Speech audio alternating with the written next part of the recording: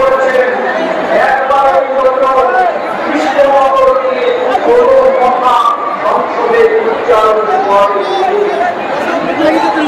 বলা হয় সংখ্যালঘু মানুষরা তাদের সাথে ভারতবর্ষে সবচেয়ে সংখ্যালঘু সম্প্রদায় গরিব অবস্থা দারিদ্র অবস্থায় যারা থাকেন তারা পশ্চিমবঙ্গী নরেন্দ্র মোদী বিনা ভাত নরেন্দ্র মোদী বিনা ভাত নরেন্দ্র মোদী বিনা ভাত দেবী নেতাজি বিনা ভাত দেবী নেতাজি বিনা ভাত অমিত শাহ বিনা ভাত অমিত শাহ বিনা ভাত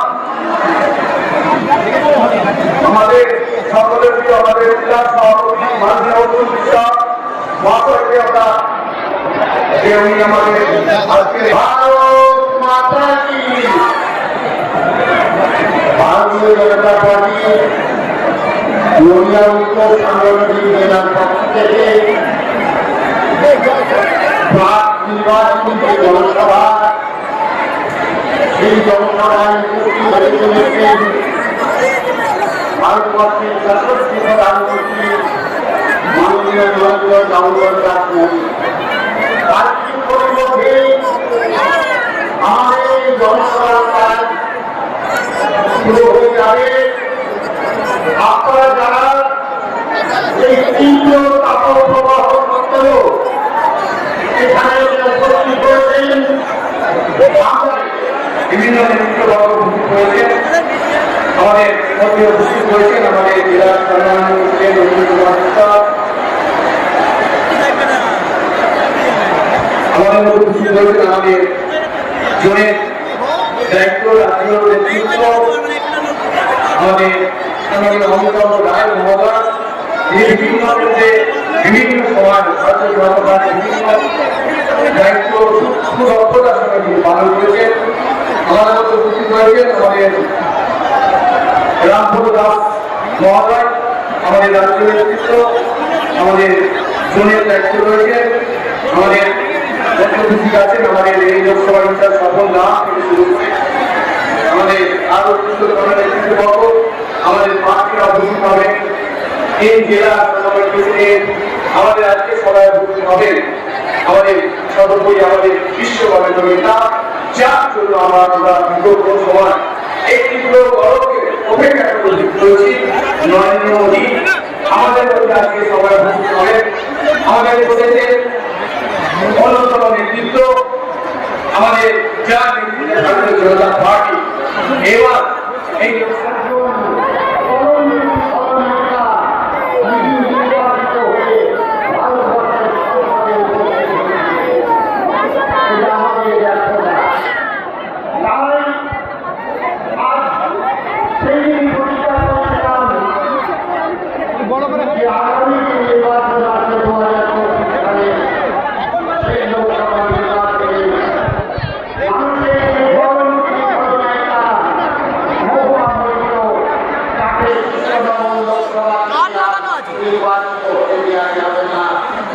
সেটা আমাদের লজ্জা, সেটা আমাদের অপমান। সেই কলঙ্ক বর্জন করার জন্য আমরা একটা সামনে রেখেছি। তাই আজকে বিজয় সংকল্প সভা, সেই সভায় উপস্থিত হচ্ছেন আমাদের যশস্বী প্রধানমন্ত্রী মাননীয় দামোদর দাস মোদী, যিনি দোসরা মার্চ আমাদের কৃষ্ণনগরে এসেছেন, কিন্তু সেদিন আমাদের প্রার্থীর নাম ঘোষণা হয়নি। তাই রানীমার সম্মানে, আমাদের কৃষ্ণনগর মানুষের সম্মানে, কৃষ্ণনগর মানুষকে সম্মানিত করার জন্য আমাদের সেই অবদানের একটা অংশ বিশেষ আমাদের কৃষ্ণচন্দ্র দাদা, তিনি এই সাধারণ মানুষের জন্য, সনাতন সমাজের জন্য অবদান রেখে গেছে। সেই পরিবারের একজন সদস্য আমাদের আমাদের গর্ব, আমাদের গর্বিত, আমরা আপ্লুত। এবং সেই সঙ্গে সঙ্গে এখানকার তৃণমূলের যিনি প্রার্থী হয়েছেন বৈশ্বিক সংসদ আমাদের মোহাম্মদ, যেভাবে কৃষ্ণকে বাসির সঙ্গে যেভাবে বিস্তার দরকার করেছে, যেভাবে কৃষ্ণগড়ের উন্নয়নে একটা কথা সংসদ উচ্চারণ করেনি, কৃষ্ণগড় মানুষের সুখের সমস্যা করেনি, এলাকার উন্নয়ন করেনি, সোশ্যাল মিডিয়াতে বিভিন্ন সাংবাদিকের সামনে বলছে যে আমি 100% কাজ করেছি। আপনারা যারা বিভিন্ন প্রান্ত থেকে এসেছেন, মনে হয় না আপনি 100% কাজ করতে পেরেছেন। হ্যাঁ, পুরো ভাবনা দিচ্ছে। আর যে বাংলা আমার তার মধ্যে আছে একটি অপরিষ্কার, অর্থাৎ সাহিত্য কৃষ্টি কালচারে এই পশ্চিমবঙ্গকে ভারতবর্ষের মধ্যে আলাদা একটা প্রকৃতি, আলাদা ভারতবর্ষের মধ্যে সেই স্বপ্নকে